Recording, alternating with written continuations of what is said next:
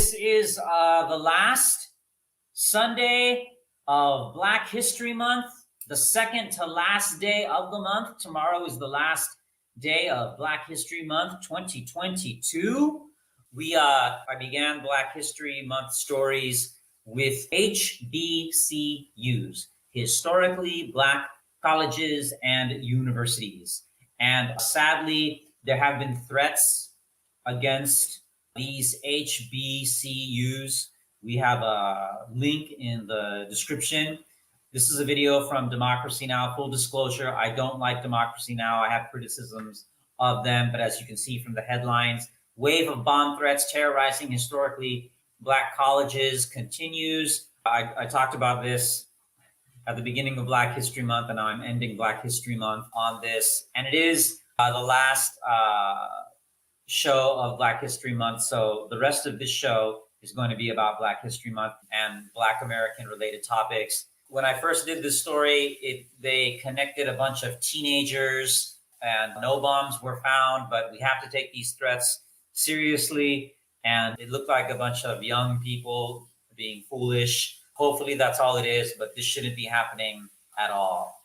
Continuing with, so click the link, check out this story, and always remember Black history is very important to the United States, and we'll talk about that. You know, the United States would not be what it is today without the enslavement of Black people, without Black people. So we have to remember Black history, not just this month, not just February, the shortest month of the year, but really all year round. This whole craziness about, oh my gosh, I shouldn't say that, I shouldn't be belittling. A lot of people are really going crazy about critical race theory. There's nothing wrong with talking about critical race theory or talking about the racism of America's past. It needs to be talked about. Sorry if I'm getting distracted, but some people are pushing my buttons. Anyway, the drama behind the scenes of Americano Updates. Okay, so continuing with Black History Month, link to Revolutionary Blackout. As you can read from the headline, Black Lives Matter taken over by Hillary Clinton Democrats. Yeah, you know, excuse me, but that happens. And we'll talk a little bit about that later at the end of the show. Sometimes movements and leaders, they get co-opted into the system. One could say that about Barack Obama. Yes, he was the first Black president, but he kept the wars going. So it was a Black face on the same thing. The leader had changed, but the situation stayed the same. And with Black Lives Matter, watch this video, they'll talk about it. It's linked in the description. The Hillary Clinton wing of the Democratic Party, the Hillary Clinton Democrats, they've co-opted and taken over Black Lives Matter. So I guess that's the death of Black Lives Matter. That's too bad. I had a whole bunch of Black Lives Matter t-shirts. I had a Black Lives Matter thing decorating my wall, but it's been co-opted. So check out this video, very informative. All right, continuing with Black History Month, and continuing on Revolutionary Blackout, another link to that terrific channel, Revolutionary Blackout. As you can read from the headline, Michael Jordan, Oprah, and other Black capitalists are selfish. And that's the thing, you know, and this speaks to, so click on the link, please read that video, watch that video. But this speaks to the larger issue of how philanthropy, billionaire philanthropy, is not going to save us. Millionaire philanthropy is not going to save us. Rich people are not going to save us. They're not. We need a new system. And yes, there are women and Black people and immigrants who can succeed in this system, but the American system does not work. It does not work.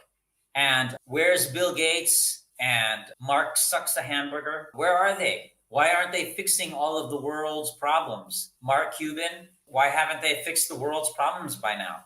They're billionaires. They don't have the money to fix the world's problems. Why haven't they? because it won't happen that way. Millionaires and billionaires are not going to save us. Ordinary people, we, the ordinary people, are going to save ourselves. And just really quickly, I'm not an organizer. That's not my skill set. I can talk, I can have a channel, I can get in front of people and talk, but we need the people who are not on these channels, who the media doesn't cover, who don't have their own channels, because they are on the ground organizing others. And that's what we need. We need, as Chris Hedges, who I'll mention, we need sustained civil disobedience. And that's what's going to save us. It has to be remembered that Dr. King, speaking of Black History Month, Dr. King never ever said, depend on rich people to save you. Elect the right person to office to save you. Dr. King didn't even run for office. How did he accomplish what he did? Through sustained civil disobedience. And that's what we're going to need. So speaking of, so please watch all the links that I leave in the description, because we love all of you. I'm not going to repeat what some people are suggesting, because I might get canceled. This channel might get canceled. Stop that! Stop that! Again, behind the scenes, Americano update drama. Okay, so continuing on, staying on Black History Month, there's another link in the description to On Contact with Chris Hedges, Race and America's Long War. Terrific video. Please watch it. By the way, I'm also writing some things on Americano Updates. You can follow us on Facebook, like us on Facebook. I think it helps the YouTube algorithm. I'm not sure. I posted another good video, not on the show, not in the description, but on Americano Updates Facebook page. But this, I'll just basically break it down for you. What's happening is the United States is an imperial project, and it always has been. And whatever, it might be a small empire, but it's still an empire. Any time a small country conquers another country that is smaller, bigger, or same size, well, then it becomes an empire. It might be a very small empire, but an empire nonetheless. And if you don't want to use the word empire, fine, don't use the word empire. The point is, in the United States, we have always been doing bad things, good things too, but some bad things. Specifically, after we became our own country, we kept slavery. Canada, Mexico, England, France, they had all banned slavery. We didn't. We kept slavery. All those other countries I just mentioned, they had abolished slavery. We went on to kick indigenous people off their land. Then we stole half of Mexico. And then more recently, before today, we were bombing Vietnam. We're now bombing Iraq. Still, it looks like we're going to go to war with Russia. The United States needs to stay out of the Ukraine. The United States out of Ukraine now. Because if we go to war with Russia, that's it. Like I said in another video, then the nuclear missiles fly and the humanity goes extinct. Bye, humanity. Farewell. It was fun while it lasted. So anyway, what does this all have to do with race? Well, it was always part of the imperial project. In fact, one of the motivations, and Chris Hedges talked about this on a previous video, one of the motivations of the founding fathers to leave England, because they wanted to keep slavery. England had already had abolished slavery, which meant that soon England would abolish slavery in all the colonies as well. And George Washington, a slave owner, and the other slave owners, not all of them, John Adams was not a slave owner, but Thomas Jefferson, who was a slave owner, Benjamin Franklin, who was a slave owner, they all decided, we're going to keep slaves. So we're going to make our own country. And not only are we going to make our own country, we're going to kick the indigenous people off their land. We're going to steal half of Mexico from them. And then we're going to keep having these wars in other countries.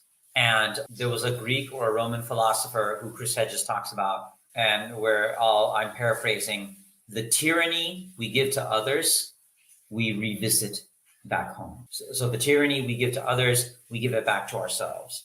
It's part of the same pattern.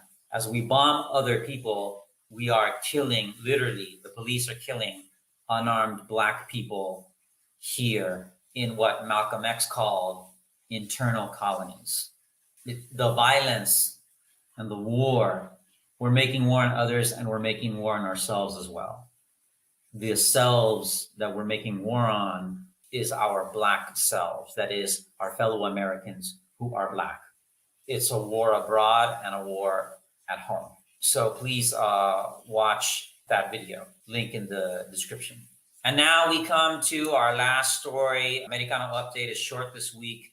I'm staying on Black History Month, and the last story for this week is Bill Cosby right, or has the Black middle class lost its mind, by Michael Eric Dyson. I actually have this book on my bookshelf. I'm looking at it right now. This is an old book. It was published years ago. It's fitting to talk about today because we're talking about how it's Black History Month, and a lot of wealthy Black people are not helping the Black community. A lot of wealthy people in general are not helping anybody, or at least not helping enough. And what happened was, before the sexual accusations came out against Bill Cosby, and before Michael Eric Dyson is where he is today, Michael Eric Dyson wrote this book because Bill Cosby, a rich Black man, was basically criticizing. This is an oversimplification, what I'm going to say. So you should read the book and delve more into it. But basically what he was saying is, I'm a rich Black man. I made it. So you Black people who are poor, it's your fault. You got to get your act together. Now, there are a lot of Black people and a lot of Black churches who would say that there are a lot of Black people who are doing things that they should not be doing. At the same time, the system needs to change, which is why Black people are a minority in America, but a majority in the prison population. And they are not as rich as a group as white Americans are. Bill Cosby was part, or maybe still is part, of what Michael Eric Dyson called the Afristocracy. What is the Afristocracy? Well, it's a combination of African and aristocracy. Afristocracy. These are rich and powerful Black people who have succeeded, who made it in the system.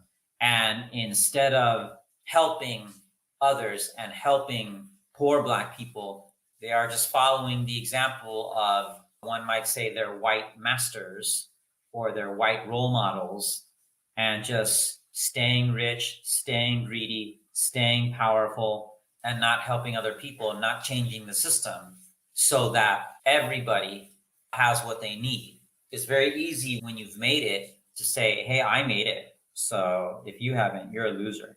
And the thing is, as I said in my minimalism talks, which you can check out on my channel, I know this because that's my background. My father is a rich man. His father was a rich man. And for both of these men, it was not enough. It was never enough. The money was never enough. They always wanted more, always. Now, ironically, Michael Eric Dyson himself has become part of the Afristocracy. It was really sad, but when Bernie Sanders was running for president, he went on Bill Maher and said, I don't know if America is ready for a socialist president. Oh my God. This from the guy who supported Barack Obama, while others were saying, I don't think America is ready for a Black president. Now Michael Eric Dyson's on MSNBC. He makes a lot of money. How much is he worth? Is he helping Black people? He's gained a lot of weight. Maybe that's because now that he's got money, he can eat more. I mean, that's not a personal attack. I'm just saying, it appears to me that he has joined the Afristocracy, which he used to criticize and which he did criticize in this book. And again, we talked about this before. It's happened before. Black Lives Matter, co-opted by Hillary Clinton Democrats. Rich Black people like Michael Jordan, Oprah Winfrey, they're part of the Afristocracy. Why aren't they helping others? Michael Eric Dyson, what are you doing? Bill Cosby, what has he done?